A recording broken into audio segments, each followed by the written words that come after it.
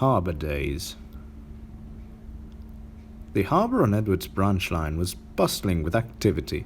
Ships arrived night and day to load and unload cargo. This meant more and more trucks were needed, and the sidings were soon crowded. Poor Edward found it difficult to stay organized. Any spare time he had was spent trying to tidy the trucks.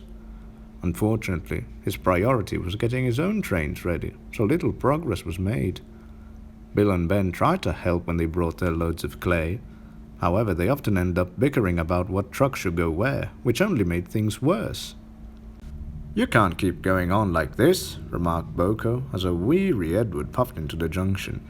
"I think it's time we spoke to the Fat Controller about getting help."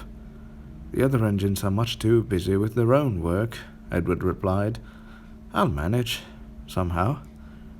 BoCo was unconvinced, but said no more. Later, BoCo brought passengers to Thomas's junction. He was still thinking about Edward when his thoughts were interrupted by a cheerful ding-a-ling-a-ling. "You look worried, BoCo," observed Toby. "What's wrong?" BoCo quickly explained about Edward and the harbour. "Oh, I know the feeling," sympathized Toby. "Back in my harbour days, you merely got a chance to rest your wheels. I miss it sometimes, though it's far from light work." "So it seems," muttered BoCo. "I wouldn't worry," smiled Toby. "Edward has one thing every harbour engine needs: experience. I'm sure those trucks will be sorted by the time you next see him." But they weren't. Edward was busy elsewhere and hadn't been back to the harbour since the morning. BoCo took his goods down the line, but when he arrived at the harbour, he was shocked. Trucks were everywhere. They giggled and chatted noisily. BoCo frowned and moved forward to find Bill and Ben arguing furiously. "You let our truck tell you where to put it? You know they're untrustworthy," Bill squeaked. "Seems more trustworthy than your instinct. You blocked an entire siding," retorted Ben. "Enough, both of you!"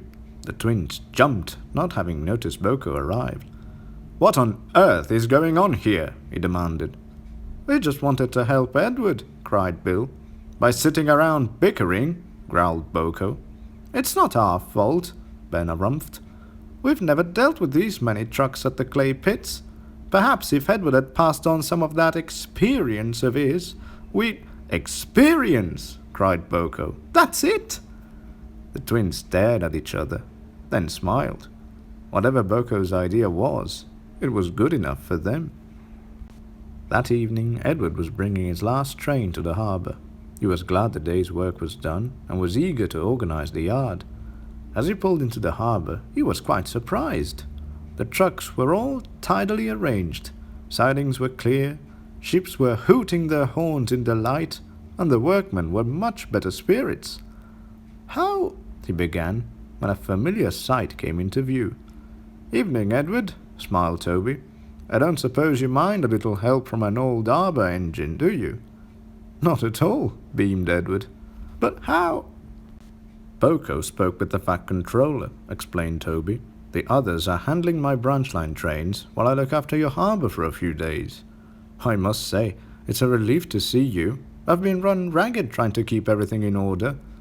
You leave this lot to me," Toby said, eyeing the trucks. "I'll see to it that your harbour is well looked after." Toby was as good as his word. Edward and BoCo were able to focus on their regular duties. Toby had their trains ready in good time and kept all the ships on schedule leaving the harbour. He even found time to teach Bill and Ben a few tricks.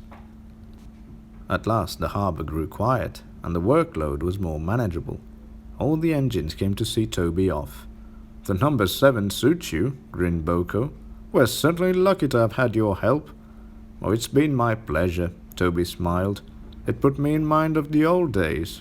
Although," he chuckled, "it reminded me I'm not as young as I once was. I'm looking forward to a quiet run with Henrietta." At that moment the signal dropped and Toby's path was clear. "Goodbye, Toby," cheered Edward. "You're welcome on our branch line any time." To a chorus of whistles and horns, Toby set off for home.